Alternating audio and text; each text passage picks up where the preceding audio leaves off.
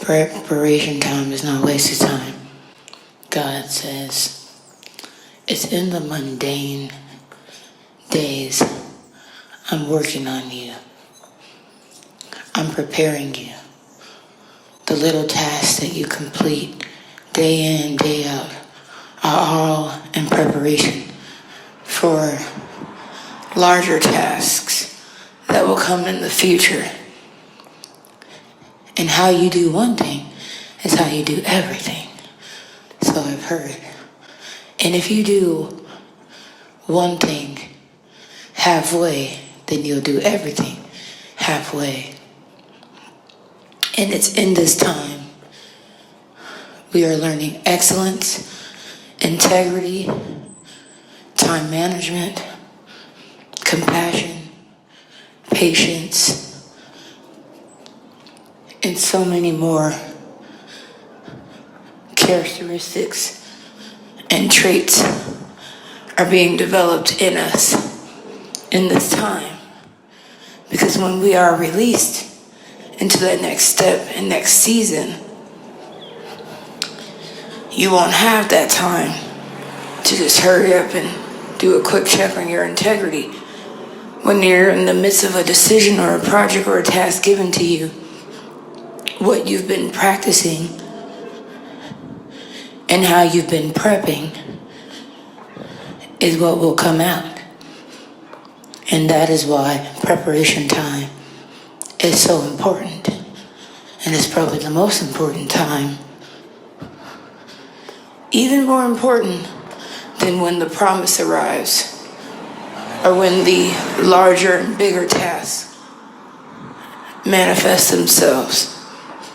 It's in these small, quote-unquote, boring, mundane moments that we must put our best foot forward and learn and listen and attain knowledge and wisdom like never before and lean into the Father's teachings and sayings and words.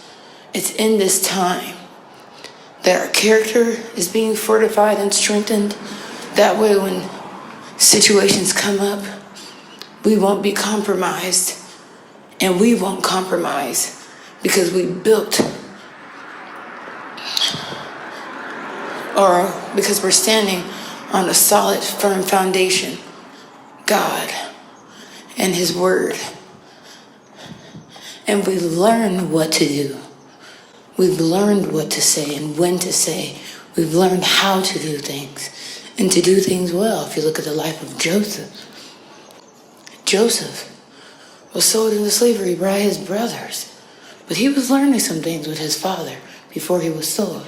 And then when he got to Egypt, because of the favor on his life, he was brought into Potiphar's house and he became manager over Potiphar's things because of the character and the integrity that was built on the inside of him. And then a compromising situation came up. What was that? Potiphar's wife. She came. She presented herself to him a few times. But because of his integrity and the character that he had and the reverence for God and for his leader, Potiphar, he wouldn't touch her.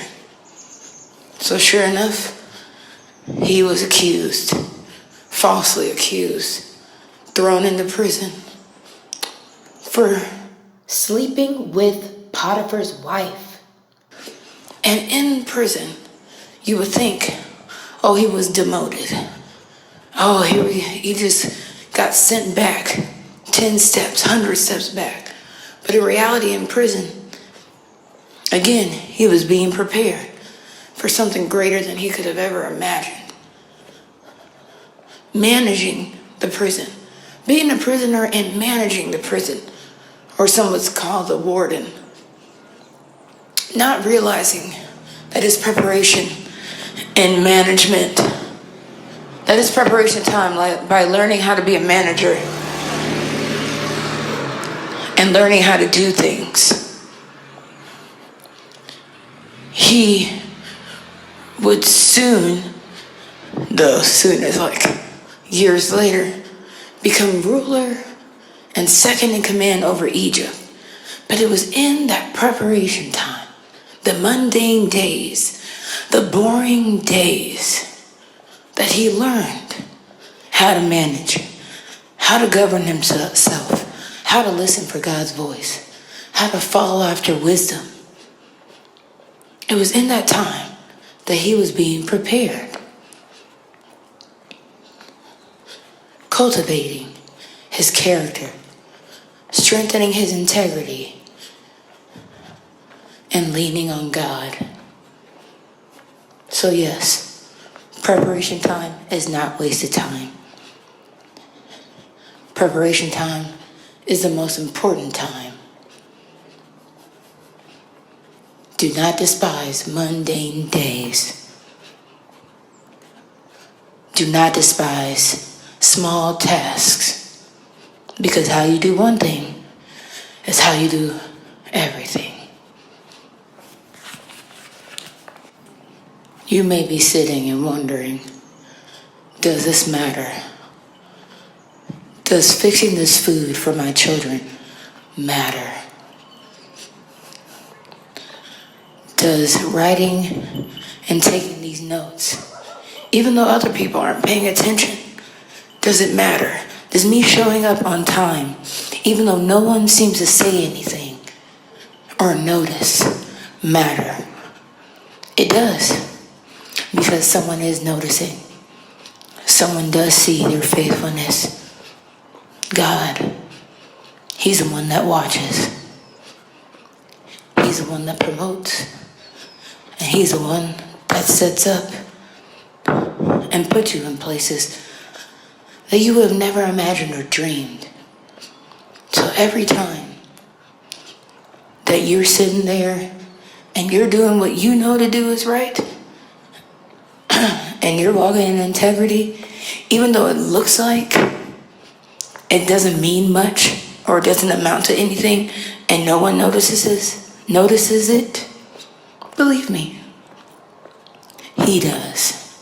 He sees your faithfulness. He sees your attitude. He sees your motives. He sees the integrity, because he's looking at your heart, not at the outside exterior. Because yes, we can all fake it. We can fake joy. We can fake gladness on the outside. But on the inside, that's where the truth lies.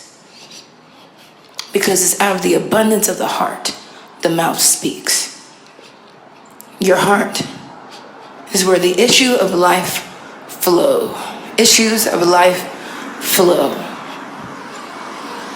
So don't take for granted the small tasks and the faithfulness. You being faithful, you showing up on time, you being early to everything, you staying late for everything, you cleaning up when others don't, you putting the grocery cart away while others just let it swing wherever it may. He's working on something, and he's working on it with you. Philippians 1:6 tells us, he who began a good work in you will complete it until the day of the Lord Jesus. For it's God's will. For God is at work within you, both to will and to do of his good pleasure. That's Philippians 3:14 or 2:13. So don't despise this. This is not for naught. It's for purpose, and a greater purpose than you could ever imagine.